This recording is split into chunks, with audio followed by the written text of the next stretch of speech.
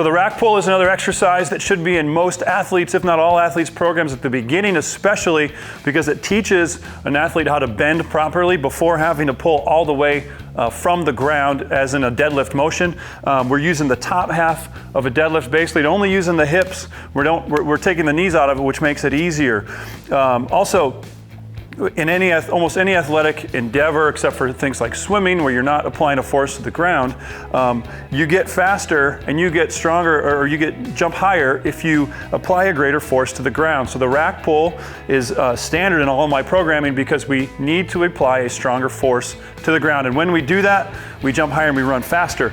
So Scott's going to approach the bar. His hips are going to be about hip width. Just find those hip bones, and your feet are directly below that. That's typically where people jump from. And then you're going to have about a 5-degree turnout in your feet. So you're not going to have parallel, just slightly turned out. He's going to grab the bar with a double overhand grip.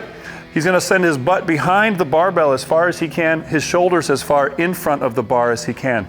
That's going to put a stretch in his glutes, which will put them at a mechanical disadvantage, meaning it's going to make them work harder. And the glutes, along with the low back, the lats, the mid and upper traps, as well as the hamstrings are all working in this exercise. And those are key movers to athletic performance. So go ahead and stand up with it. And all he's going to do here is just bend over. All right. He pushes his hips back behind the bar. He brings his shoulders forward. The bar is literally just gliding straight down his thighs. The legs are straight but not locked out. Weights evenly distributed, although I would like a little bit more weight probably in the backside of the foot towards the heel, never be on your toes, but properly balanced between the balls of your feet and your heels. I also typically use a 2-2 exo tempo. So he goes down in 2, pauses for 2, make sure the bar comes to a complete rest, and then pushes forcefully through the ground, drives his hips into the bar, and finishes nice and tall. This strengthens the whole posterior chain and teaches people how to bend before having to bring the knees in and pull off the floor like a deadlift.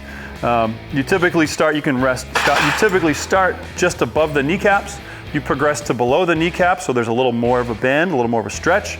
And then you could start pulling from the floor, either with the barbell or with a trap bar, which is a little bit safer. So that's your rack pull exercise.